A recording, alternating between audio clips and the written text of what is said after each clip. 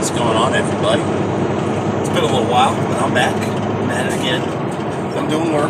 You know how it is. Doing the grind. But what am I going to talk about today? Well, it's going to be two. And this is kind of a response to that Star Wars book. Anna, I like. She's cool. Very passionate about Star Wars and apparently Star Trek too. She's a crossover fan like me. Go Anna. But she and I conflict on something. Well, a couple of things. This is also kind of in response to the live stream that night, Geeks and Gamers, and more Doomcock. Hail Doomcock! But we're talking about, first off, Sansa in Game of Thrones. And I hate it. Hey, I understand. But Sansa has kind of grown on me. I mean, she's not my favorite character by any stretch of the imagination, but she's turned into, from a whiny, useless character that if they kill her off in the first 3 seasons, I probably wouldn't have batted an eyelash at. To now that, like, I kind of don't want her to die. She's actually grown. I mean, yeah, she's got more Cersei-like, but she's also had dealings with Tyrion that shaped her. And of course, Littlefinger has shaped her. But beyond all of what she's been shaped by, what she's been turned into, she's never forgot one thing. That she's a Stark and she's of the North. So, that makes her an interesting character with some interesting people shaping her development. Now, she said her favorite character is Tyrion. And hey, imping ain't easy. Tyrion's my number 3. Number 2 is Jon Snow. First is Arya. Arya's the little sister I wish I always had. Even when I first met her, I was like, she's awesome. That's the little sister I always wanted. So, yeah. That's my thoughts on it. Now, she said in a video that she liked Star Trek Discovery. Hey, more power to her. I've been a big proponent of I can't stand Discovery. I can't stand it for a whole host of reasons. For starters, the technology looks too new. In fact, this is what bugs me. If you wanted to go as early as possible, where this show seriously belongs was in the motion picture era. Pretty much during the time where, say, the Enterprise is being refit. Or right around the time Enterprise she's out in the galaxy under the command of Admiral Kirk for a while, then hands over to Spock. Because the ship designs themselves, outside of the Shenzhou, like all the other ships, look like they could easily fit in the motion picture era. Easily. So, they have most of the motion picture aesthetic 20 years too new. 20 years too early. That's one of the biggest, especially in the cell design. In the cell design, you could throw that in the motion picture era and not even bat an eyelash at it. Especially with the Aztecing, the way they look seriously like they came out of the motion picture era. If you wanted to put it in prime time language. Honestly, because of their size, they fit even better with the JJ Universe. They could have been the JJ Universe shifts to the motion picture era and fit perfectly. Not only that, there's my least favorite character in most of sci-fi franchises, Michael Burnham. The more I just research on her, the more I just dig in this character, just the more and more it drives me nuts. I mean, there's also the bastardization of Klingons. That was just beyond stupid. I mean, Anna likes that they gave the creative artists free design to do the Klingons, but some other people brought up the Klingon designs of they can't see what they're doing. The actual actors, they can't talk straight, so it's like, it's like, no, it's not Klingon. That's just gibberish. Because when Christopher Lloyd says "Bach" in Star Trek: The Search for Spock, you understand Bach. When Kuzma says "Bach," it's like, what the fuck was that? So, no, the Klingon redesign was terrible. Hell, I would rather them use JJ's redesign from Into Darkness rather than what they did. At least, the ones from Into Darkness and JJ verse actually look decently like Klingons. And it changed for the movie's sake, and it's not that JJ wanted to change it, he had to because of the license, but still, he got as close to Klingons as he could without breaking the license and the IP and all that. So, I will give JJ that, and his Birds of Prey and his D7s look like they could pass for, TOS ships. I guess Klingon designs actually are not that bad. Unlike Discovery.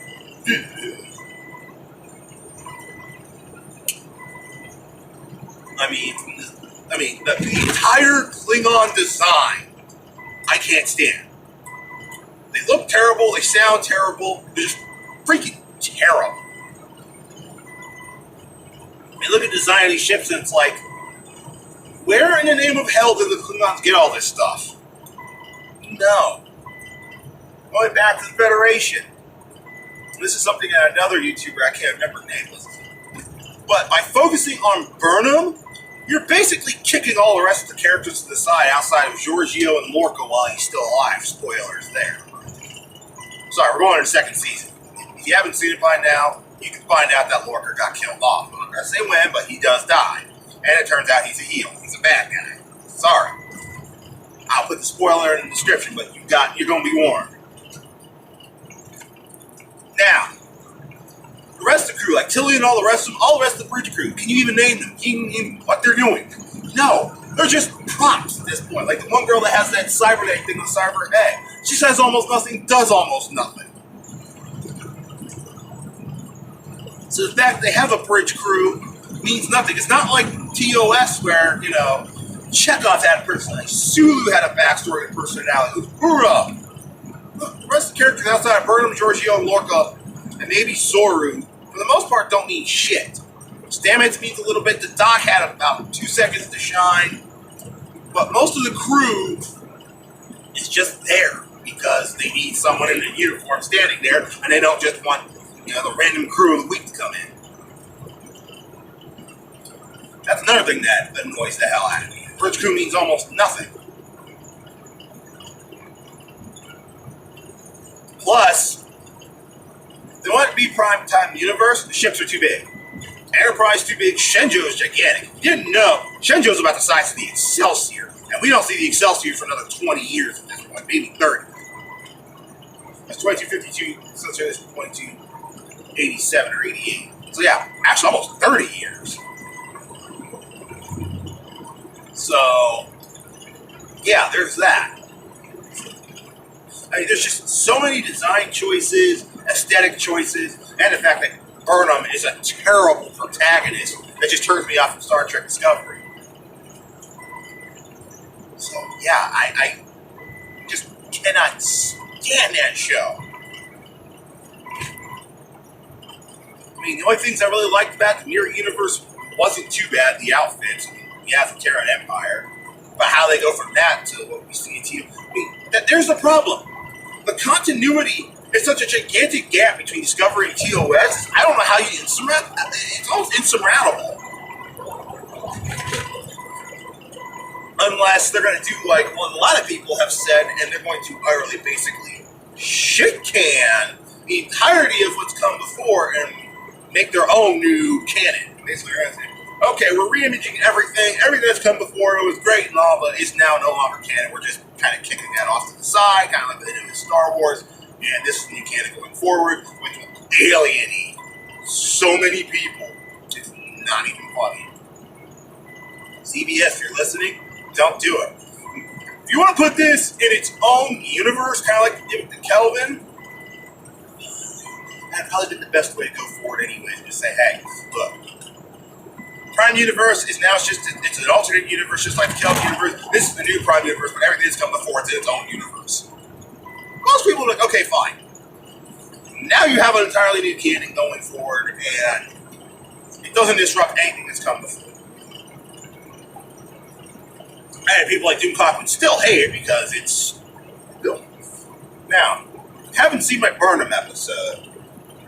I'll link that, but I basically point out Burnham is the worst protagonist in Star Trek, and probably one of the worst in history.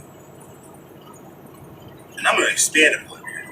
At the beginning, first episode, she commits mutiny.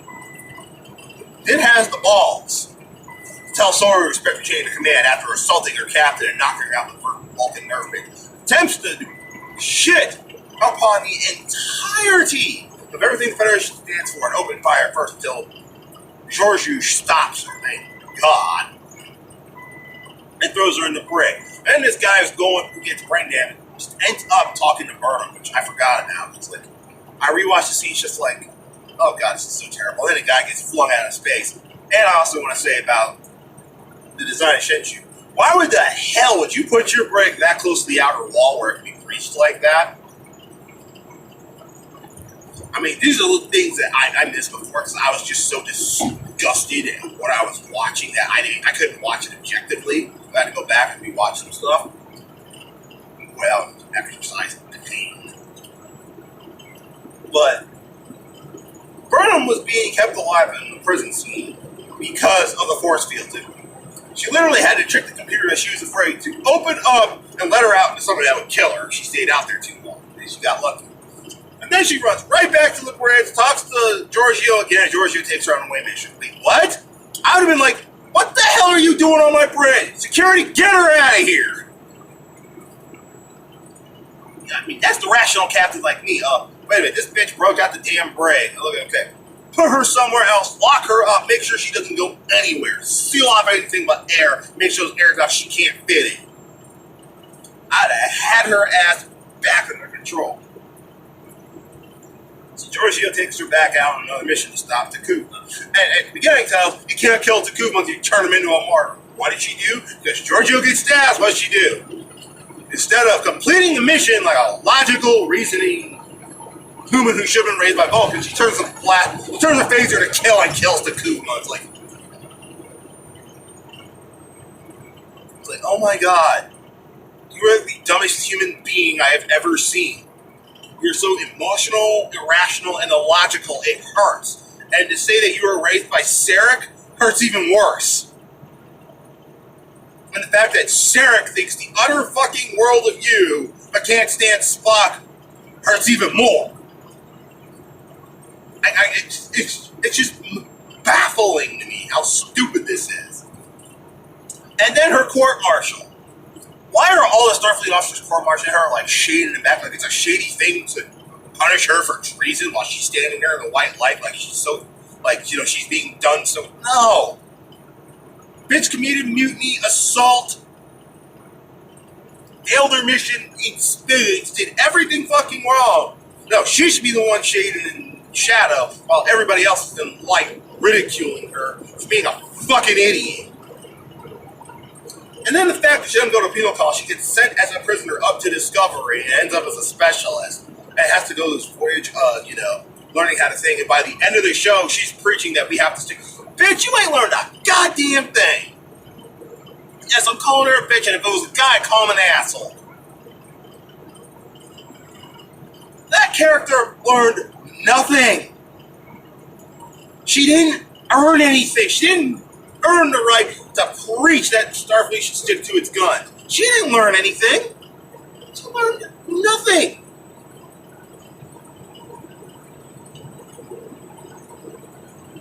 No. Burnham didn't earn anything. She didn't earn the right to be reinstated. She didn't earn it.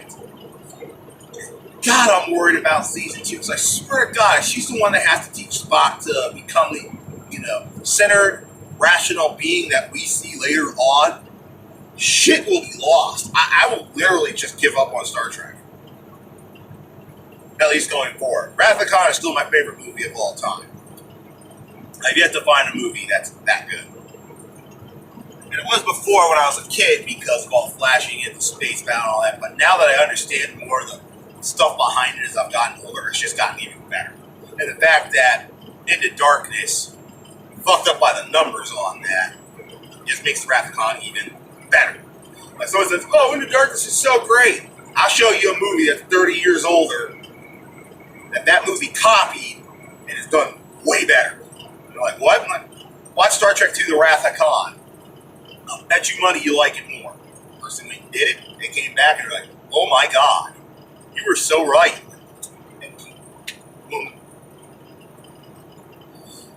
Anyways, I've gone 15 minutes on this rant. Anna, I agree to disagree with you on Discovery. Discovery is a dumpster fire at best.